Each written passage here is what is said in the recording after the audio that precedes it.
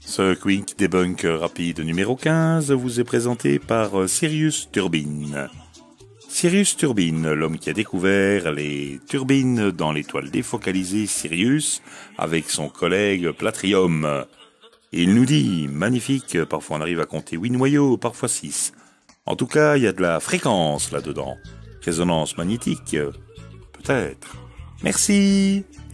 Et Sirius Turbine nous revient avec une nouvelle coxyrue qui vaut son pesant de cacahuètes. Découvrons cela ensemble. Bien entendu, toute théorie de la Terre plate qui se respecte a besoin de son animation 3D. Sinon, franchement, qu'est-ce qu'on ferait sans ça? Donc voilà, c'est une animation 3D qui démontre les mouvements apparents du Soleil et des planètes autour de la galaxie. Bien entendu, il s'agit juste d'une animation 3D et pas d'une vérité scientifique comme semblent le croire nos planets crétins. Pour rappel, l'animation n'est pas du tout à l'échelle, les planètes sont bien plus loin du Soleil que sur cette animation. Le mouvement des planètes est plus lent que sur l'animation, la Terre fait un tour autour du Soleil en 1 an, pas en moins d'1 seconde, et il est impossible de déduire quoi que ce soit de cette animation. C'est juste une représentation, ça n'a rien de scientifique. Mais bon, ça n'empêche pas les planets crétins d'essayer quand même. Ensuite, que serait une théorie planécrétine sans un bon complot?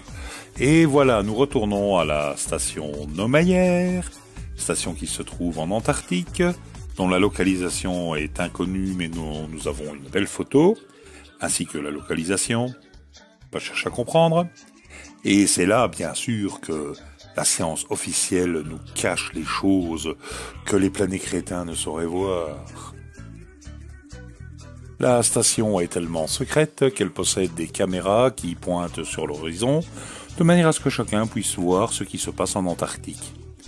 Sirius Turbine en profite pour reprendre des images du passage de la Lune devant la caméra, sur la partie gauche, et de la Lune devant la caméra, sur la partie droite. Et oui, il s'agit bien de la Lune et pas du Soleil, et l'une sur une phase plus importante, donc plus lumineuse. Mais c'est pas grave, après tout le monde peut se tromper. Alors on en arrive à voir que le mouvement de la Lune et de la Lune est assez comparable au mouvement des étoiles. La Lune suit vraiment les étoiles, c'est assez parallèle. On se demande pourquoi les étoiles et la Lune sont à la même vitesse. Wow. Donc, conclusion, si vous repassez cette belle simulation du système héliocentrique moderne, vous savez la chose au début, la tournicotis avec les planètes, êtes-vous sûr qu'elle porte crédit de ce qui est observé? Ben non, on l'a bien dit. La Lune tourne autour de la Terre qui tourne autour du Soleil. Oui, jusque-là on est d'accord. Ou la Lune et le Soleil tournent au-dessus de la Terre. Non, là on n'est pas d'accord. Mais en fait, ce qu'essaye de nous dire Sirius Turbine, tout simplement, c'est que si tout tourne dans le système solaire comme sur son animation, la Lune ne devrait pas suivre les étoiles à la même vitesse. Mais il oublie un léger petit détail, Sirius Turbine.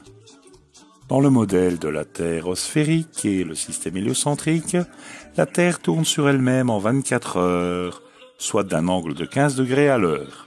Ce qui signifie que les étoiles semblent donc se déplacer sur la voûte céleste de 15 degrés par heure. Dans le cas de la Lune, il y a une toute petite exception. Pour la Lune, dû à son mouvement propre, le déplacement apparent n'est que de 14 degrés et 27 secondes. Ce qui est totalement invisible, évidemment, sur la vidéo de notre ami Sirius Turbine. Et voilà, il suffit de se baser sur des faits connus depuis des siècles pour en arriver à la bonne conclusion. Bien évidemment, Sirius Turbine va certainement encore essayer après cette vidéo de parler de blagues, de second degré. Ce qu'il semble oublier, c'est que le banc de Méduse, appelé Planétérien, qui a laissé des messages en dessous de sa vidéo et qui l'encense, ne parle pas de second degré, ni lui d'ailleurs, ni de blagues. Donc merci de ne pas nous prendre pour des billes, monsieur Sirius Turbine. Et au passage, tant qu'on y est, au lieu d'essayer de regarder ce qui se passe à la station Naumayer et d'en tirer des théories capillotractées, essayez un petit peu d'expliquer l'éclipse qui aura lieu le 21 août, qui est une éclipse totale de soleil, dont le modèle des planets crétins ne peut pas tenir compte correctement. Bonne chance!